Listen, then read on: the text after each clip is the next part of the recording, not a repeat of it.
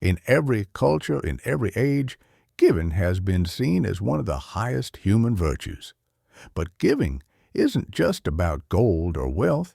It's about intention. It's about sacrifice.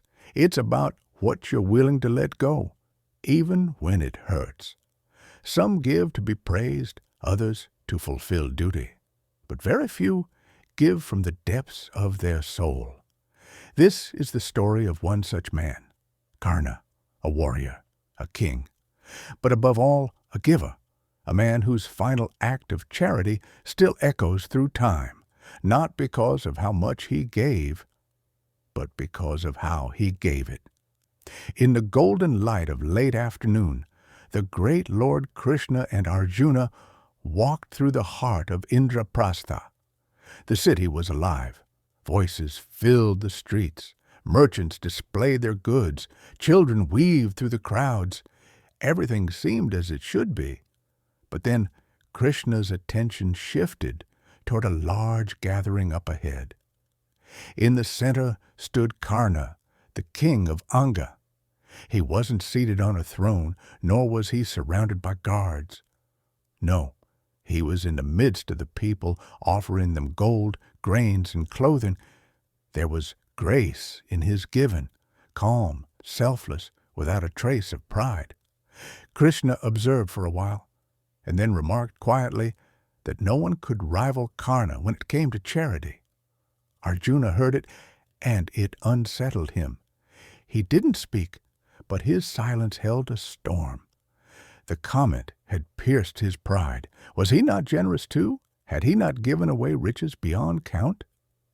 But Krishna said nothing more.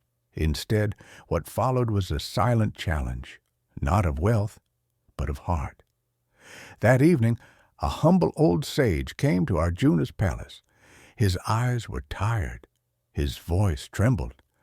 His wife had passed away, and for her final rites he needed sandalwood, a sacred offering in death. Arjuna, with sincerity, promised to help. He immediately sent out his men across cities, forests, and marketplaces. But it was the dry season. Sandalwood was nowhere to be found. The search lasted hours.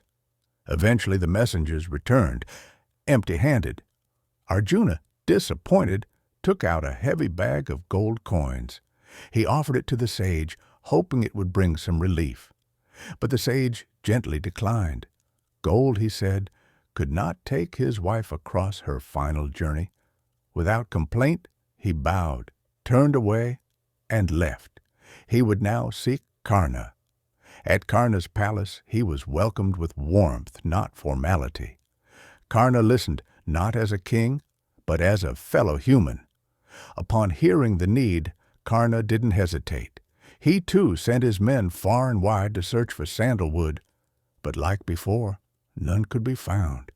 The sage, preparing to leave once more, quietly accepted his fate. But Karna stood still. His eyes scanned his surroundings, and then they rested on the balcony they stood on, its beams, its railings, its very foundation, all made of sandalwood. Without a moment's pause, Karna called for an axe. He walked up to one of the tall carved columns and began to strike. The sound echoed through the palace. With each blow, the grand structure shook. Cracks spread across the ceiling. The balcony began to fall apart. Dust filled the air. His servants looked on, stunned, but Karna did not stop. He struck again and again until the sandalwood columns collapsed. The fallen beams were gathered, enough to meet the sage's need. The sage stood in silence, his heart overwhelmed, and when he finally spoke, his words were soft, filled with sadness that Karna had destroyed his palace for him. But Karna simply nodded. There was no regret in his eyes. And outside the palace gates, two figures stood, watching, Krishna and Arjuna. They had seen the search. They had seen the giving. And now they had seen the sacrifice.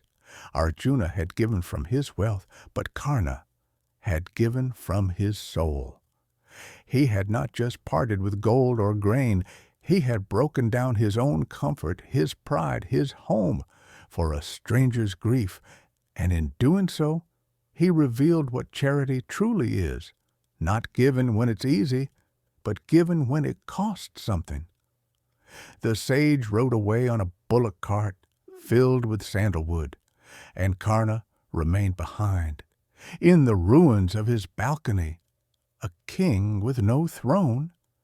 Yet in that moment he stood taller than ever before.